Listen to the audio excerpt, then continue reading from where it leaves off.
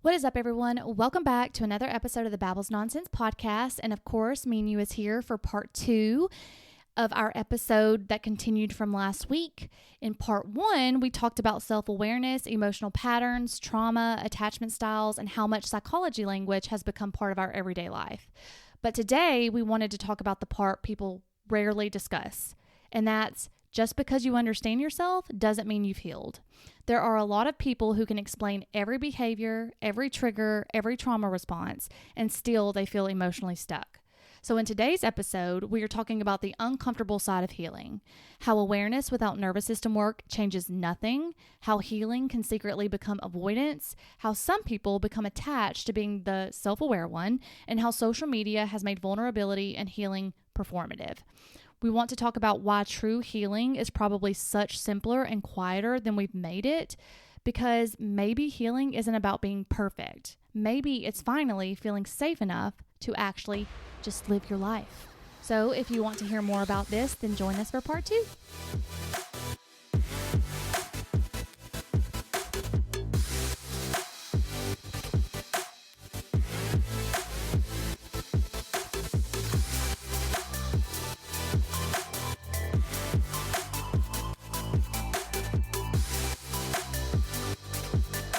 All right, guys, we are back with part 2, me and Minu here, and we just wanted to continue the conversation about self-awareness, and maybe if it's a little too much of that, because as we talked about in the first, we kind of went through a lot in the first one, but we wanted to kind of tie it all into a pretty little bow in this one where we're talking about, what happens after you become self-aware, or why do so many people intellectually understand themselves but still repeat the same emotional patterns. Other things like, can awareness become another form of control? Is insight actually overrated without embodiment and action? Because the biggest thing here that we understand, and what we're trying to understand, is because understanding yourself is one thing, but feeling safe enough to actually change is something completely different. So we're kind of going to jump in and get started. And I know that you really wanted to talk about how awareness without nervous system work changes nothing, because obviously that's what she does for a living. Oh she yeah. Oh she yeah. helps people with nervous system work. I've worked with her and she's amazing. So when we start talking about like what we were talking about last week, and if you haven't listened to last week's episode, this one may or may not make sense because it's got a lot of information in the first one. So definitely recommend listening to that and then jumping back over to this one. But if we are now, because we talked about all in the first one, how self-aware and intellectual and Mm-hmm. hyper-focused that we can all become, because Mm-hmm. we live in this culture where, we can get all on social media and we can hear, every buzzword, narcissist, Yep.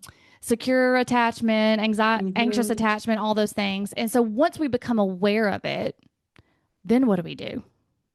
I mean, first you got to accept that it's going to be extremely uncomfortable, right? So the first question I want to ask you is, are you willing to accept that it's extremely uncomfortable? Because then if you don't accept it, then you're going to go again into intellectualizing it and reading about it and reading about it and reading about it. So the first thing is going to be that it actually sucks when you find out, oh shit, I am anxiously attached. Oh crap, I do have anxiety. I am an anxious person. Or I am detached, whatever you discover about yourself, right?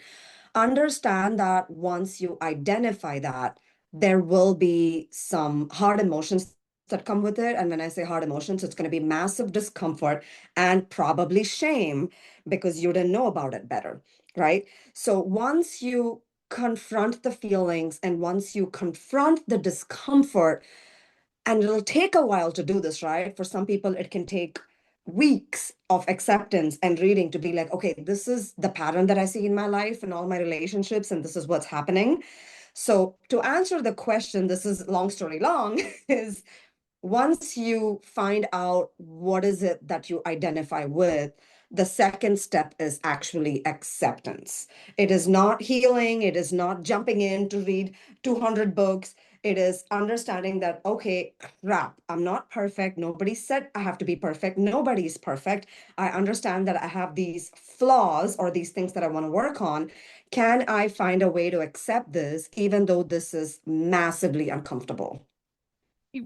Yes, I agree with all of that. And then you said something before we jumped on the podcast that really kind of like was like, oh, wow, that's a good saying, or I'm not going to quote it exactly, but you were Mhm. talking about how we can start working on it, or we can become not sorry, let me back that up. You were talking about how we can recognize it Mm-hmm. and we can become aware, but if we don't do this nervous system work, then Mm-hmm. we think, oh, well, now I'm aware, so it's not going to ever come back up in my life again. Oh yeah, Because that's a beautiful mistake that we all make, right? And it happens in relationships mostly, and I've seen this.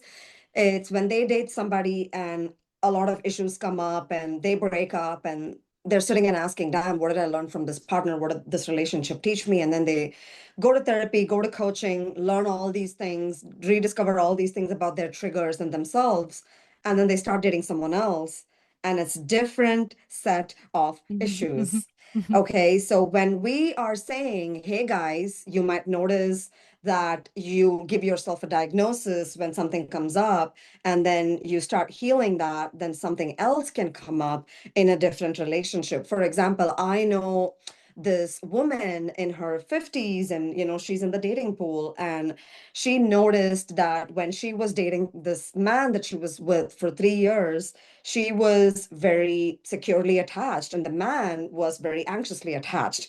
And then she's now dating someone else and she's noticing that she's a little bit leaning on the anxious side because the man is actually avoidant. So yep. automatically that makes her anxious. So she'd be like, oh crap, I didn't know that, this is coming up for me. She would probably label herself as secure.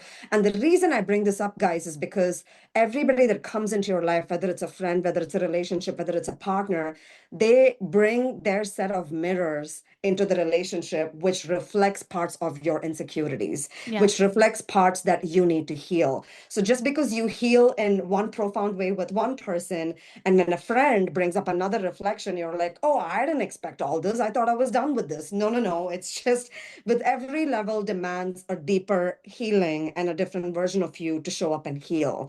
So again, just because you're aware, just because you worked on it with one relationship or one dynamic doesn't mean that it's not going to be a different dynamic with another person.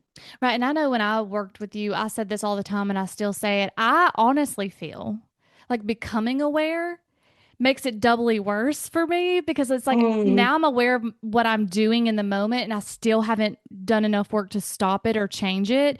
So then I'm like, mm. I'm aware I'm doing it. So now I'm like, now I'm doing it and I'm aware of it. So that makes it worse because I would rather just be oblivious and not aware. Like, what are you talking about? I don't do Mm. that. Does that make Yeah. sense in a way? It kind of does. And I think it's a process, right? And it's really interesting you say that because when you're not aware, there are still different sets of problems that you have to encounter.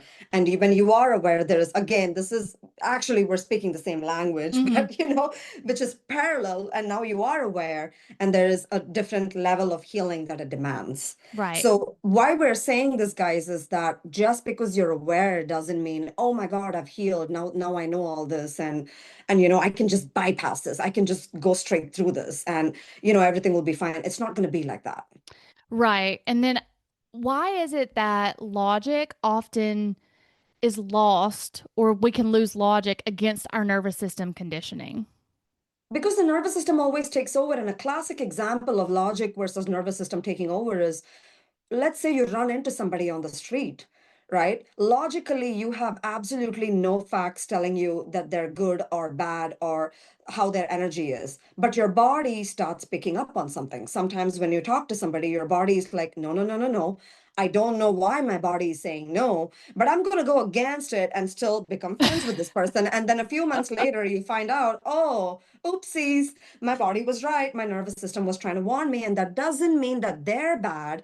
It's just that they triggered something in your nervous system that you weren't prepared to deal with, right? And Right. so I will always say, with every situation in my life, with every business partnership that I've gone into, with every client that I've worked with, and every friendship that I still have, I feel like every time I go against my nervous system and go into logic, then that basically just bites me back at No, I some level. agree. And I know because Yeah. we talk like kind of similar, not really like a woman's intuition. Like, Mm-hmm. we often ignore it. Mm-hmm. And Mm-hmm. we'll be like, and then a lot of people like watching movies and stuff, you see like, oh, I have butterflies and Yeah. actually like working with like life coaches and people who Mm-hmm. do energy work like you Mm-hmm.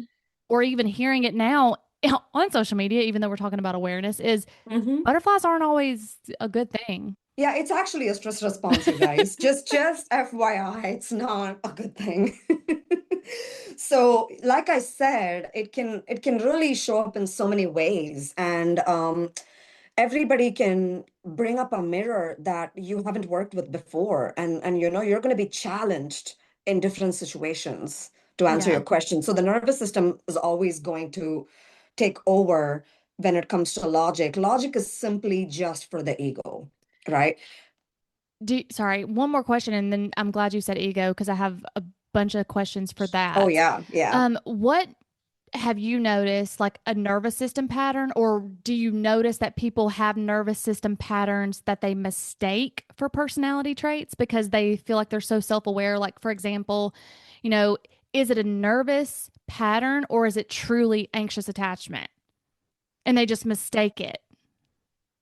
I think you have to look at patterns in your life, right? Hmm. And when you look at patterns, patterns repeat themselves until you have learned the lesson. So if very similar type of people are coming into your life, if you're attracting similar type of partners, if you're attracting similar types of friends, then you already know that it is something that you need to fix, you need to alter, right? It's Yeah. there's something going on with your picker. Like when you And have that a doesn't common mean theme keep coming you up in your have a life. exactly you have a common theme. So I wouldn't say that that's intuition. I would say that there's something going on in your nervous system that's not completely healed, or there's some lesson that is not fully understood by your body. So it feels the need to continually repeat certain cycles so that it's like, do you get it now? Do you get it? I'm going to show you the same thing 10 different times and 10 different people for you to understand the lesson. Okay, so that makes a lot of sense. But how do you know if it's that situation versus you, well, I guess it's the same thing when I think about the question. So, like when I'm working with you about let's say it's anxiety. If I'm working Hmm. with you about anxiety, and how do I know that that's my nervous system coming up saying you're picking these people because you actually, here's a better example. If I'm Hmm. picking an emotionally avoidant partner, Hmm. and I keep doing that. Well, obviously, like doing some work, I know where that's coming from in my childhood because, I Hmm. was emotionally abandoned from my Hmm. parents. So I continue to do that. How do you know it's your nervous system saying, is this the same lesson coming up and repeating? Or how do you know it's not just something that you're comfortable with because it's comfortable because that's all you know? Or is it both? It's both. You just Okay. answered your question. It's absolutely both. You're absolutely repeating that because even if it's chaos and you recognize that it's chaos, it's still comfort because that's what you've always done. Okay. Right? And your nervous system is showing you, hey, you need to learn from this. If you want to attract something new, you gotta be massively uncomfortable with this. The problem is you're comfortable with this, but Right. you gotta be massively uncomfortable, disgusted, angry, annoyed, pissed off, frustrated. Like you have to reach a level of rock bottom and say, I deserve better. I want something else, and I don't want this. And even if that's scaring me to death, I'm ready to experience contrast. I'm ready to experience something different because I want that. Yeah, that makes a lot of sense. But with what your just example that you just said, how do you stay in that power of I want this and I deserve that versus it becoming an ego driven thing? Like you know what I'm saying? Like you could say the same sentence like I deserve this, I want this, and you can also say I deserve this, I want that, but one's ego, one's your nervous system telling you to change. Hmm. How do you Hmm. differentiate those types of things? I think ego is more entitlement. Nervous system is, I feel like ego is more entitlement. Nervous system work is more humble. Okay. You literally can feel the difference when you're exhausted and done and you say, I deserve this, versus, no, no, no, I'm a badass bitch and I deserve. You see what Yeah, I'm which trying is to well, say? that's why when I It's like changed my tone when I said it, I said you can say the same sentence like, "Hey, I deserve this," yeah. versus "Hey, Yeah, I yeah. deserve And this." I have actually noticed this in certain people around me when they they don't say it from a place of humility, saying, "Oh my God, I'm exhausted. This has been happening. I finally feel like I've learned this, and I think I deserve something else." Hmm. Versus, "I'm a good person. Everything good should happen to me. Fuck this. I deserve better. Like I'm a badass." Like you sense the undertone on where that's coming Yeah. from. Would you say that it could be described maybe like one is more self awareness versus self importance? Exactly. That's Okay. actually very accurate. Okay. Very accurate. Yeah. And then how can self-awareness in itself Hmm. like become an ego identity? Just like we talked about earlier, like if you have an anxious attachment or secure attachment, but now you have Hmm. this ego identity. Can being So too self-aware make you egotistical? let's talk about ego identities, right? I mean, back in the day, and I'm talking during our parents' generation, the ego identity that people had is, okay, I make this much money, so I'm valuable and I'm worthy, right? And I feel like with every generation or every decade or decades, there's different ego identities that take over societal lens, right? And so I think we're in this era where, oh, I'm doing all the healing and oh, I'm going to therapy and I have a life coach and I'm working on my energy and my chakras, so I must be evolved, you know? Yeah. And so this is a very big rabbit hole you don't want to go into. And whoever is listening to you, I love you. Thank you for being here and listening to us. But I want to humble you in the second that just because you're doing the work or just because you're spiritual, it doesn't make you better. Right. It doesn't make me better. Just because I'm a life coach and I've done this for 11 years doesn't mean I'm better than anyone. It doesn't make anybody better. So we always have to catch ourselves in what uh, identities we're attaching to egos. And what's happening now is people are like saging themselves and posting on Instagram, and they're like, oh, I'm meditating, I'm above all this bullshit and da, da, da, da, da. No, you guys, and that doesn't mean that you're better than an average person that doesn't meditate. Right. And that in itself, do you feel can like start like therapy language or stuff like that? Like, Mhm. the become a little bit of weaponizing towards people It can. or a little bit of manipulation in a It way? can be. It can literally be like, hey, I went to the therapist last week and this is what my therapist said. So I'm going to tell you what my therapist said. And I know better than you because I went to the therapist. You see what Yeah, I'm yeah, trying to yeah. say? Yeah. Instead, the way they should approach is saying, hey, I'm really hurt about this. This really bothered me. Can we sit down and talk about this? Hmm. Can we just talk about, two adults talk about what's arising? What's coming up? I'll talk first and then I'll hold the space for you. And I would love it if you don't interrupt me. And then when you're talking, I will not interrupt you. I want both of us to feel seen and heard. You see how that is versus using therapy and self work to weaponize Yeah. things that's happening. And I think that is happening, which makes me sad. Well, and I've noticed like, when some people are getting their therapy language or their information just from social media and not Mm-hmm. doing the work themselves, Mm-hmm. you can tell because people will diagnose everyone else and say you're doing this because I saw it on a TikTok or you're doing that, but then they Mm-hmm. struggle to look at Mm-hmm. themselves and say, "Oh, I actually do that."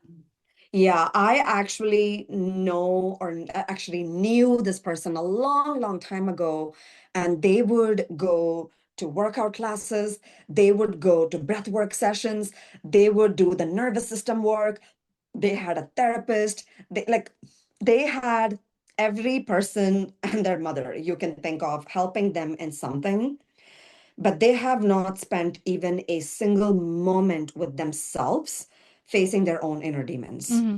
So you can look at someone and be like, damn, they really have their life together. It's like Look at them having all these things. But it's then an until illusion. it's an illusion, Mhm. until you really interact with them and go into their inner world and you've had a conflict with them. I say this over and over, you guys, over and over again. It's like when you have a conflict with someone, you know if they're using the mask of self-awareness or if they're actually really self-aware and they've done the work. Because when you don't agree on something and you disagree for once with your friend or your partner, that is when you actually see the real them. Yeah. And when you say the mask of self awareness, that's really more the ego that you're talking about, right? Like it's that Absolutely. ego that's like, oh, I think I'm self aware, but I'm not Hmm. really self aware because I just want you to think I'm self aware. Hmm. I want you to think I'm self-aware so that you pay attention to me, so that you validate me that I'm right in my delulu.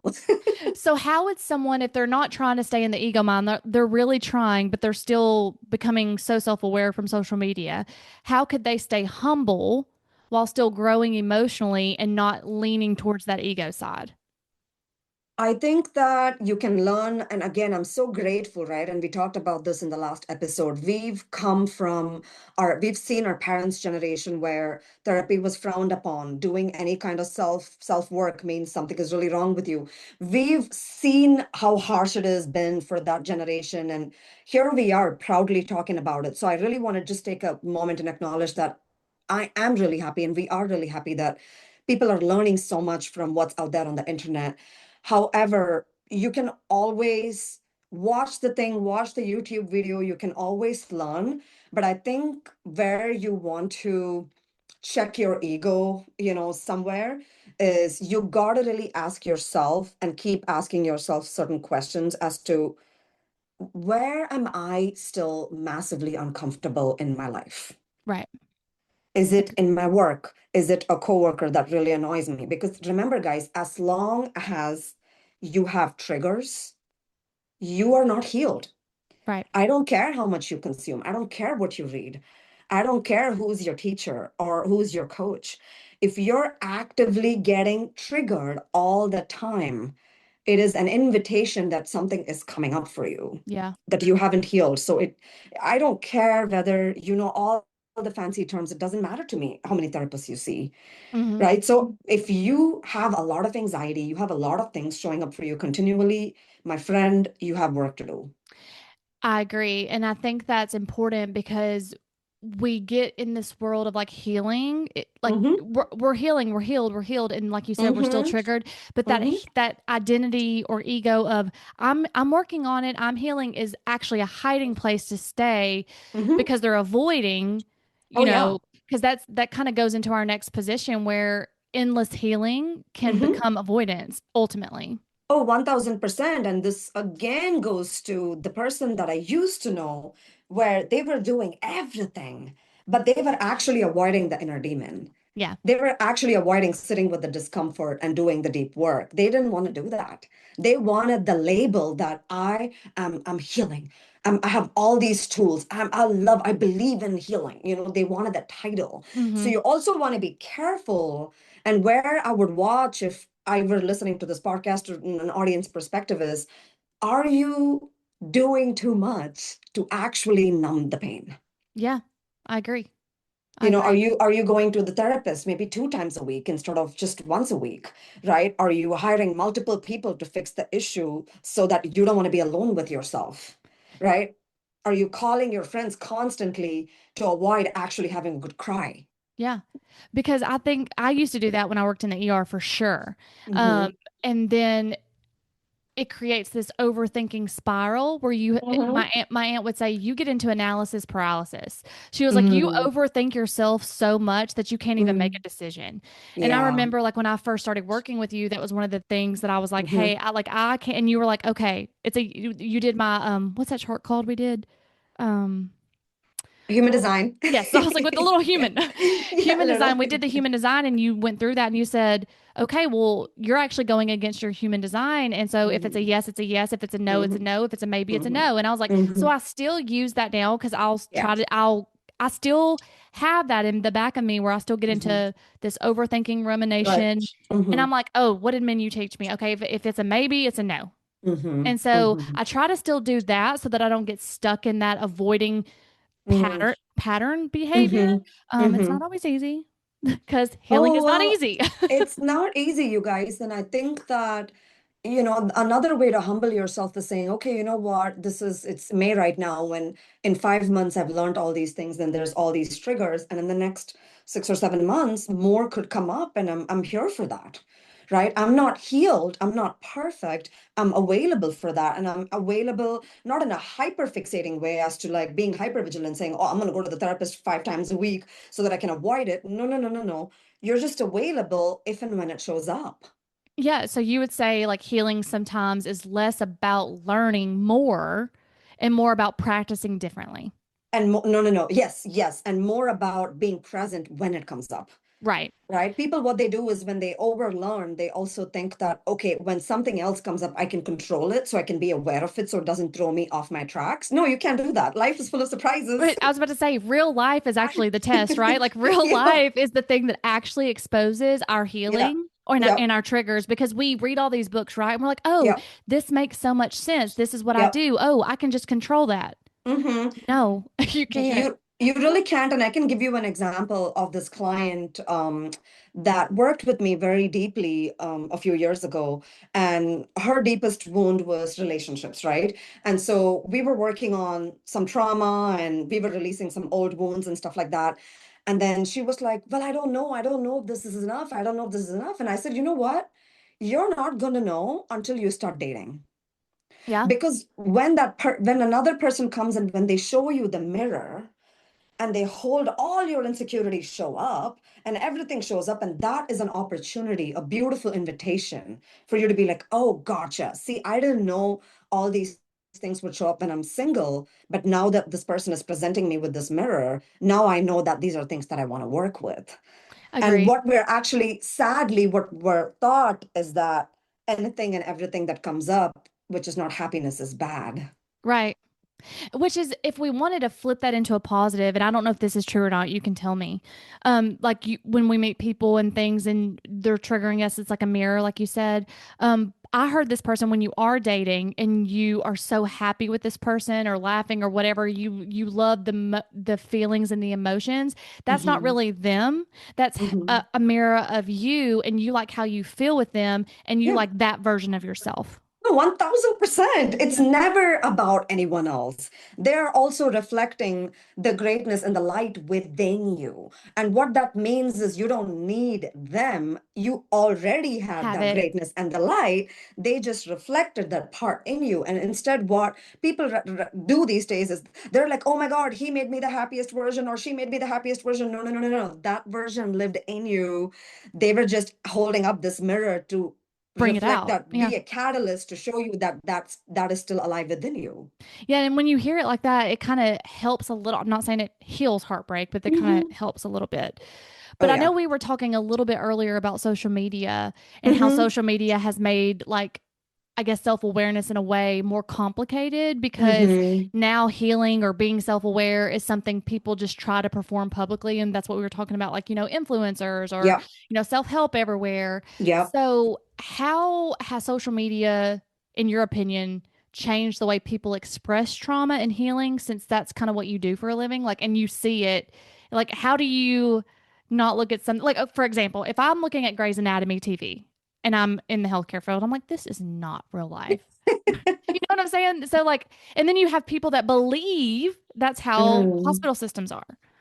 And I'm Hmm. like, so in a sense, do you kind of do that too? Like when you're seeing people that probably has never went to training or teaching or anything, and they're saying, you Hmm. should do this and you'll be healed. Are you like, Oh my eye God. roll? So many times, and it's really sad, in a way that people really want to be seen, right? Everybody, all of us wants to be seen. So what people have started doing is they've started using social media as a validation tool, to be seen than actually jump in and do the uncomfortable work. Mm-hmm. Because think about it, if you really do the work, if you're really making progress, why do you care whether you're seen or not? Right. Right. Right. Why do you, you don't have to put that big post saying, oh my God, and these things happened and these things happened. And I'm not saying that I'm not an advocate for people that are healing and want to talk about it.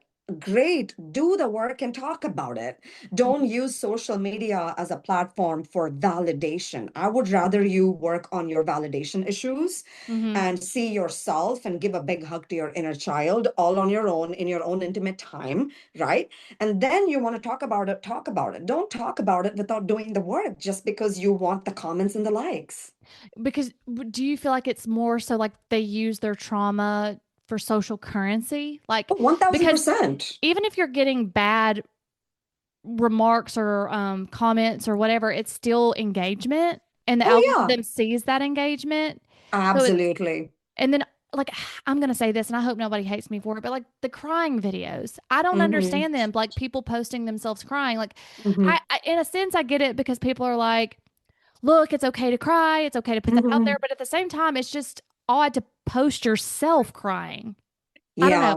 I don't know. And I'm not trying to like hate on anyone for what they do or not, but Hmm. for me, I'm just like, but why are you sharing that vulnerable moment? Like you could have easily done a similar post. I don't know.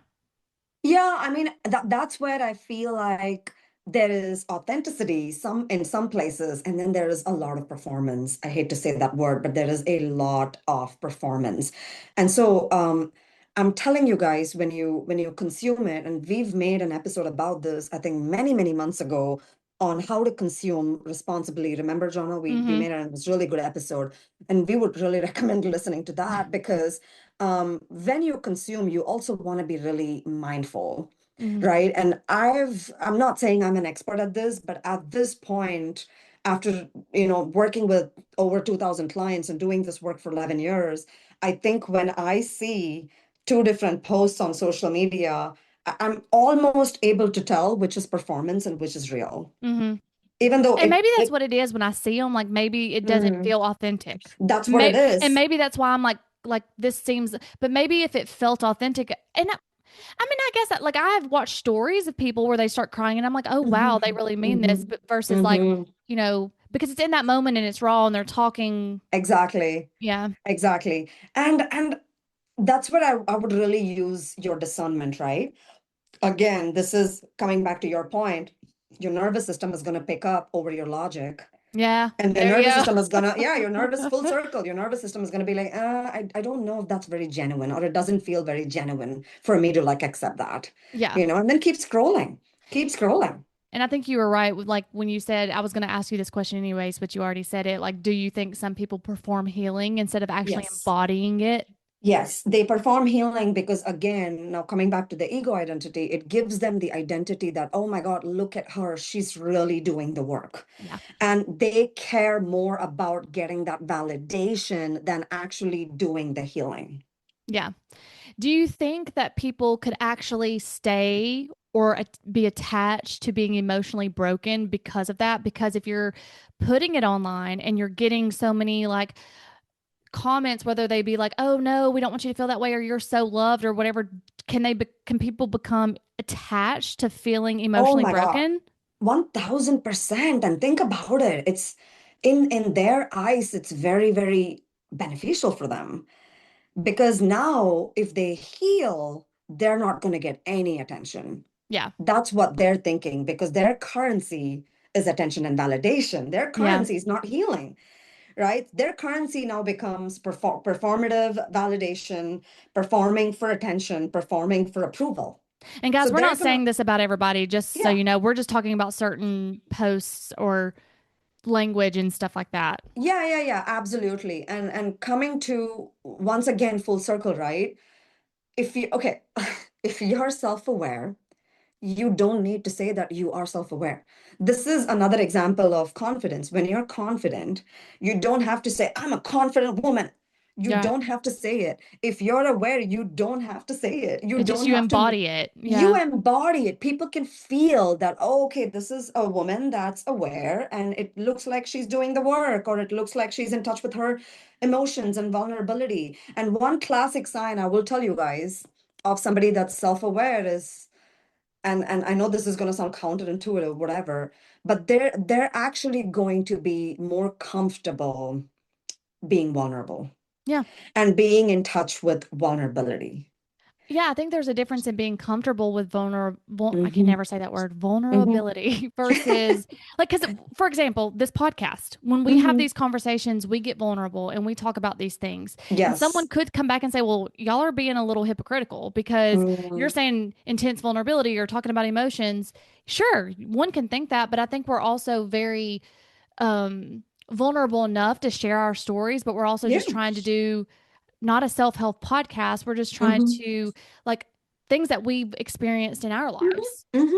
And we're Hmm. comfortable doing that because if you come back and say, "Oh, XYZ in a negative way," it's like, "Okay, well, I'm sorry it struck that nerve." But I get positive DMs a lot from people being like, "We really appreciate you Yeah. sharing that because Yeah. I didn't realize other people were experiencing it, or it made me think about what I'm going through in a completely Hmm. different way," which is the goal. Absolutely. Which is the goal, exactly. And I would just say, again, you have to be okay with adversity. You have to be okay with discomfort. You have to be willing to do the deep work, but also don't attach your identity to it, right? Don't become that girl. Yeah. Like, oh my God, I'm always the victim. I'm always unhealed and, I'm always damaged. No, no, no, no, no. Everybody, if you look at it that way, everybody has work to do. Mm-hmm. How are you willing to see it? Are you willing to see that, oh my God, what an honor and privilege it is to live in these times where there are so many tools available for free that I can actually show up for myself and do the work? Yeah. Do you have that perspective? Or are you going to say, oh my God, poor me, all these things keep happening to me? Again, if things are happening to you, it's not things are happening to you, things are happening for you to rise up and say, okay, I am the common denominator. Mm-hmm. What's going on with my frequency? What's going on with me?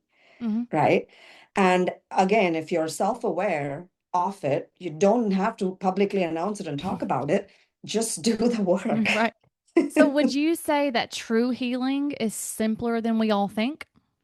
True healing is extremely simpler than what we all think. True healing is showing up when discomfort arises before giving it titles and labels, And kind of right? like feeling safe enough to just live your life?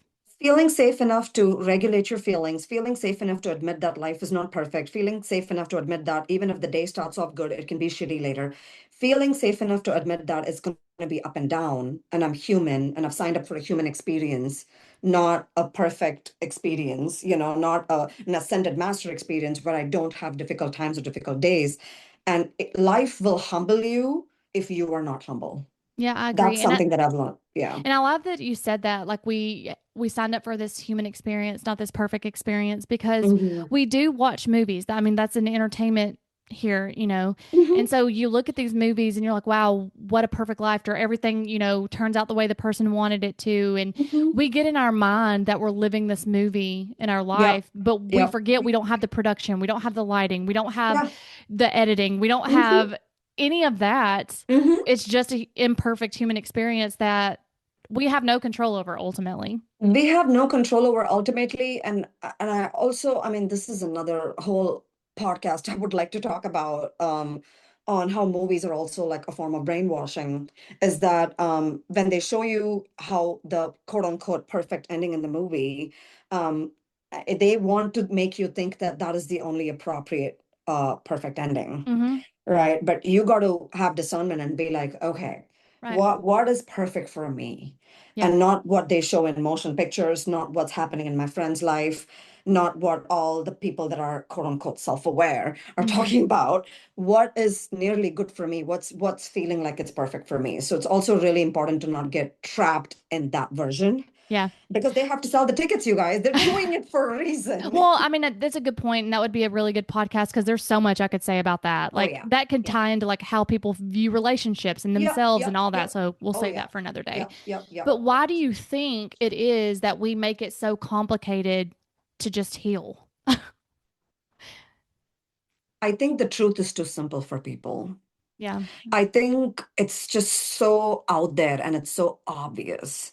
And so it's easy to ignore what's out there and what's so simple because we inherently want something more complex. Mm-hmm. We inherently want something that's bigger than simple. It gives us a sense of ego. Again, it gives us a sense of problem solving. It gives us a sense of, oh my God, I'm really, really figuring it out. So I must be that person, right? Mm-hmm. So it's very difficult to just look at it. And I'm sorry to bring this example back again, and I think I talked about it in the previous episode, but if we looked at kids and kids are having a temper tantrum and they just cry and then they're kind of okay in the next 5 minutes, Mm-hmm. because they just let themselves feel the disappointment and feel upset and have a tantrum. And I'm not telling you to have a tantrum, but it is that simple. Yeah. Well, I think that I used to complicate it before working with you because I thought healing was I'm going to be once I figure it out, once I become so self-aware, I can stop it in its tracks and I'm going to be this whole new person.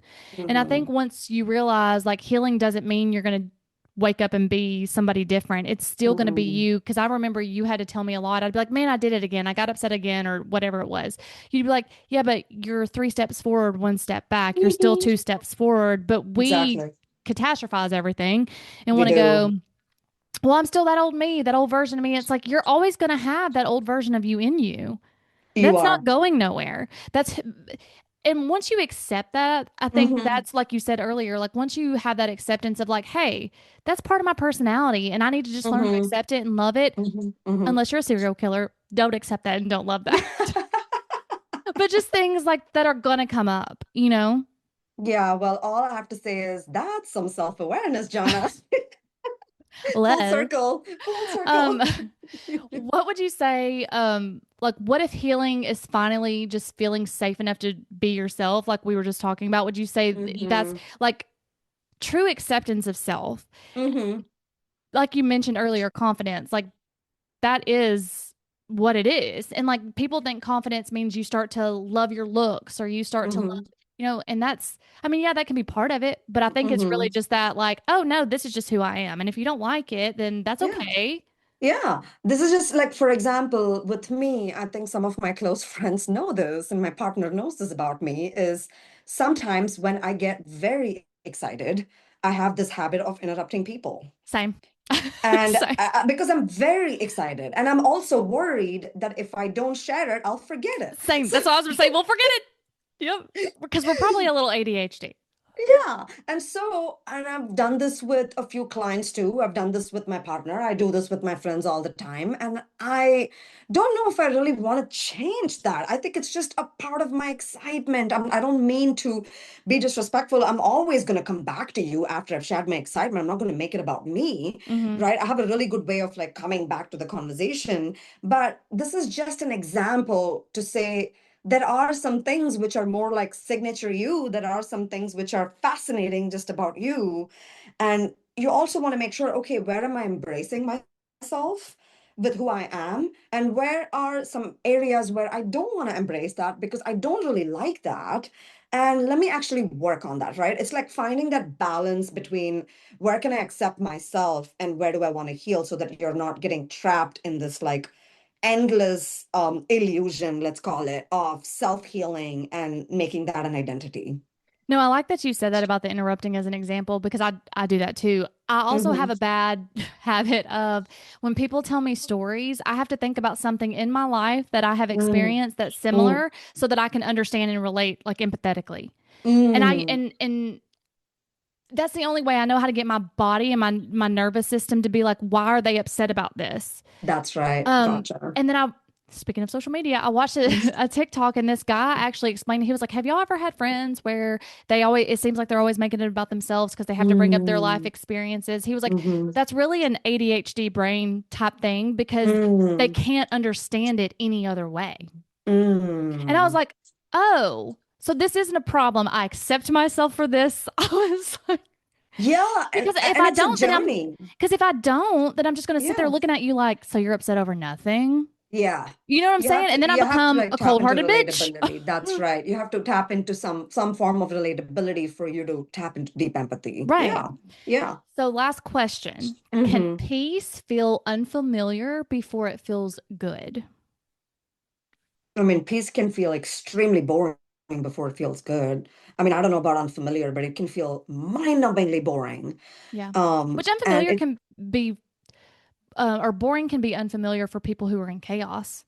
absolutely, and it can also feel uncomfortable, right? So to answer your question, yes, if you've had a lot of let's say activity, right? Or if you've had a lot of things going on for you all the time, where you're healing from one breakup, you're healing from a work situation, you're healing something with this and that, then suddenly nothing is happening for some periods of time, you're gonna be like, oh my God, I'm bored. Mm-hmm. Why is nothing happening? Mm-hmm. I feel like something is going to happen. Mm-hmm. So what will happen is either you'll be so uncomfortable that you'll start anticipating that something is going to happen, because that's a story based on the discomfort. Instead of creating a story, you can just be like, hey, I'm just not used to this. This is just uncomfortable. I'm just going to sit with this because I think there is something great on the other side if I lean into this a little bit more because I think that I want this, Yeah. right? And So it's like, yeah, I think the other part of that is if like you said, if it's not, then you create it. yeah. Oh, Mm-hmm. yeah. Oh, 1000%. Because you're so uncomfortable, you almost want to self-sabotage and you Yep. want to co-create these situations or these drama out of your life so that it becomes, I guess, interesting. Again, I call it chaotic. Some people call it interesting. Hey, pick your word, you know? All right, so final thought, and you tell Hmm. me if you agree or disagree. Maybe healing isn't becoming perfectly optimized. Maybe it's finally having enough safety inside yourself to stop performing, stop proving, and stop surviving, and maybe actually start living. I agree. Okay. Well, thank you guys for joining us for part two. And Min, you already Yes. gave us the next idea for our next podcast. I guess we're going to talk Yes. about movies in real life. Oh yeah, we're gonna have a lot of interesting content coming up, you guys. So definitely stay tuned. And again, we are really grateful that we have more tools and information these days, but you also don't want to overly obsess. It is very simple. I just want you to remember that it's actually simple and it's not that complicated. Agreed. Because obviously, we want people consuming your content menu. We want people like coming to you and being like, okay, I need help. But it's how you deal with it. Yes, absolutely, absolutely. And it's a journey, not a destination. Just sort of remember that. All right, guys. Until next time, Until next bye. time, bye bye.